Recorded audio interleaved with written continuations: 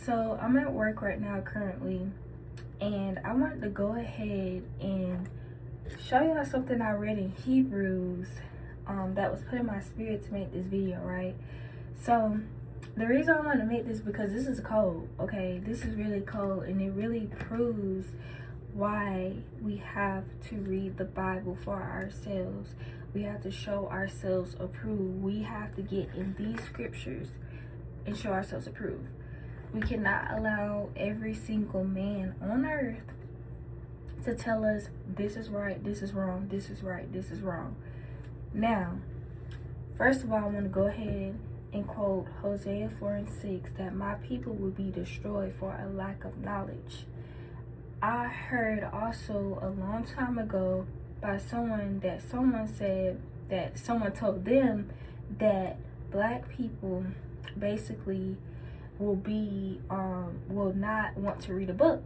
Like, they don't want to read a book, so they put things in the book because they know that what black people are too filled with doing things like going to block parties, getting drunk, caring about going to the club every Saturday, every Friday, which is so crazy that they do these things because they understand that the Sabbath day is Friday sundown to Saturday sundown. So a lot of people are distracted for one, yes, and destroyed for a lack of knowledge. If we don't take the time to sit down and read the Bible, this is what happens. Mainly in Christian churches, they will tell you that you do not have to keep the commandments of God anymore because it's old or it's done away with.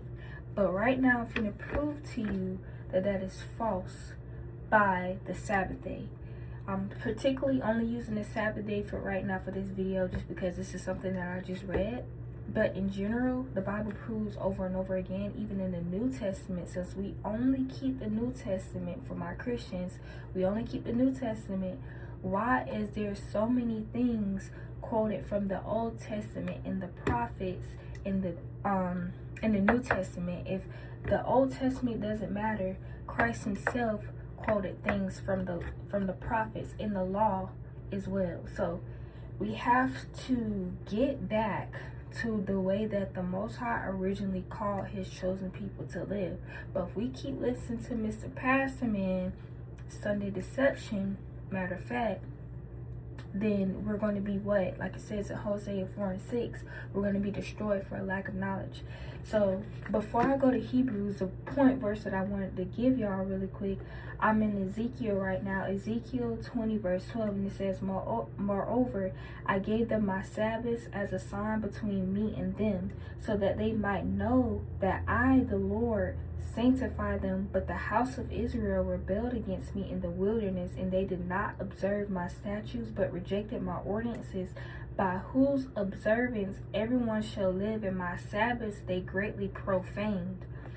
So the Most High do not, again, over and time again, and when you just keep reading the Bible, you realize that the Most High does not like when we disobey him. He doesn't like when we're disobedient. So now I'm at Hebrews chapter 4. I'm gonna go ahead and start at verse 3. And it says, For we who have believed entering that rest, just as God has said, as in my anger I swore, they shall not enter my rest. Though his works were finished since the foundations of the world.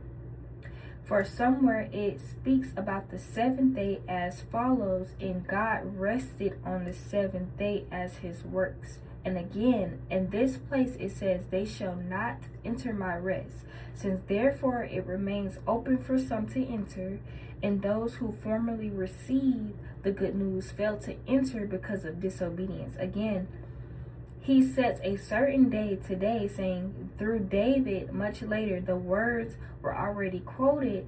Today, if you hear his voice, do not harden your hearts.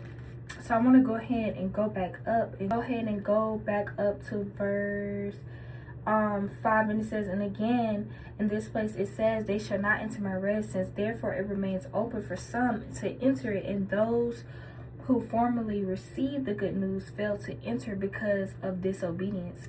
So some people, like, in more simpler terms, some people believe like, okay, I'm gonna keep the Sabbath day. Some people was just like, okay, like it's optional. Like basically in simpler terms, like some people treat the Sabbath day like it's optional, when the Most High said this will be a sign between me and you, that you are holy, set apart people. So if we're not keeping his commandments, like I stated so many times, we're not keeping his commandments, we're not keeping his statutes, how are we showing the world that we're set apart people? We really have to ask ourselves these questions. And then later down, it goes that some have failed because of disobedience. So if y'all remember when I read Ezekiel, it was talking about disobedience, that some of the Israelites didn't decide to keep the Sabbath day. All right, so we're going to go down to verse 9. It says, then a Sabbath rest still remains for the people of God. Who are the people of God? Israel, who's the chosen people. I mean, who are the people of God? The people that want to keep his laws, statutes, and commandments. For those who enter God's rest also rest from their labors as God did from his. So what makes us exempt? If we are made in the image of God and we're supposed to reflect him and his likeness, Christ himself even kept the Sabbath day. So why not us? How are we exempt? Okay? It says, let us therefore make effort to enter that rest. He said, let us make an effort to enter the Sabbath day rest. Rest in him. We understand this world is wicked. This world is a fast-paced place. Okay? You're tired. You know, I don't know who wouldn't want to take rest. Right? So it says, so that no one may fall through such disobedience, hold on, as theirs.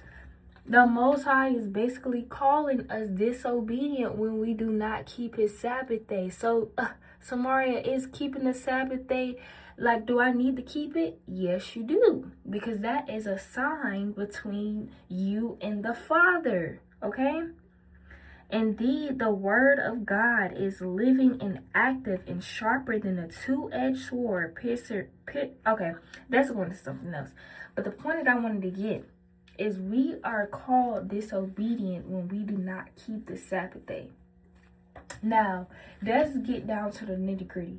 First, I don't know exactly what verse that is, but y'all can look it up.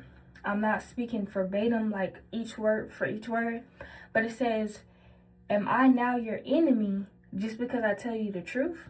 So a lot of people may get mad, when you tell the truth, but I'm just saying what the Bible says. I'm not saying how I feel. And a lot of the time, some people will say, you're saying that, this is what the Bible says. And if we claim that we live for God, we love God, and like it says, John 14:15, if we love him, keep his commandments, that's in the New Testament.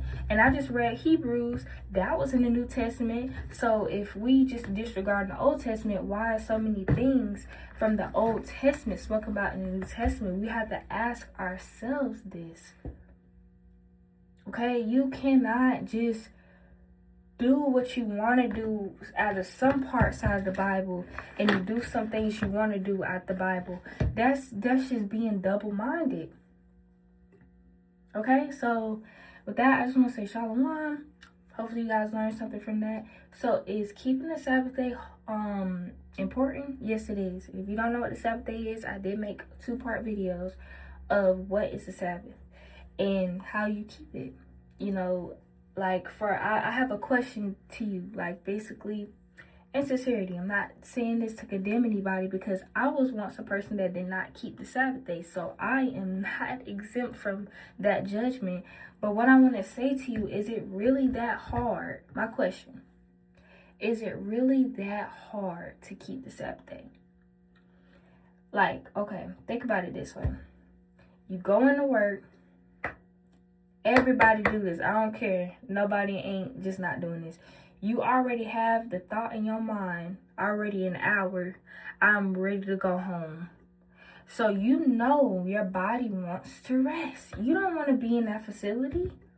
You don't want to deal with people bullcrap. So now all of a sudden, when God says, keep the Sabbath day, keep it holy, rest. Y'all, like, some people acting like the Most High is saying, yeah, I need you to run, like, from 1 o'clock to 5 o'clock, and then pull your tooth out. Like, that's what it seems like to me that people are acting like when they say, well, I don't want to keep the Sabbath day, that's too much. When you already have 2 days out of the week off, or you may have 1 day out of the week off, but now all of a sudden, hold on, everybody's feathers getting ruffled when the Lord tells us to rest. That's how you know that this system is backwards.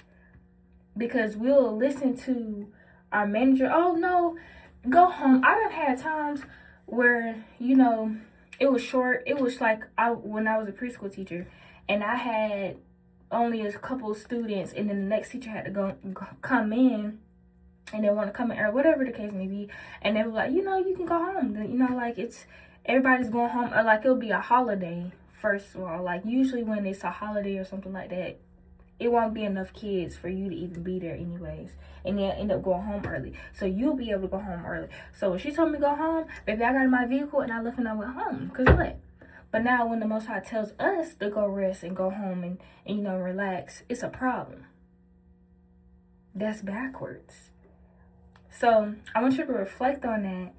And like I said with that, I want to say shalom, because I'm going to keep on rambling. And let me know, you know, how you guys feeling. Like, maybe if you want to, in the comment section, how you feel about the Sabbath day, or maybe how you once thought about the Sabbath day, or if you have questions on how you keep it. I'm willing to answer it. And with that, I was going to say shalom.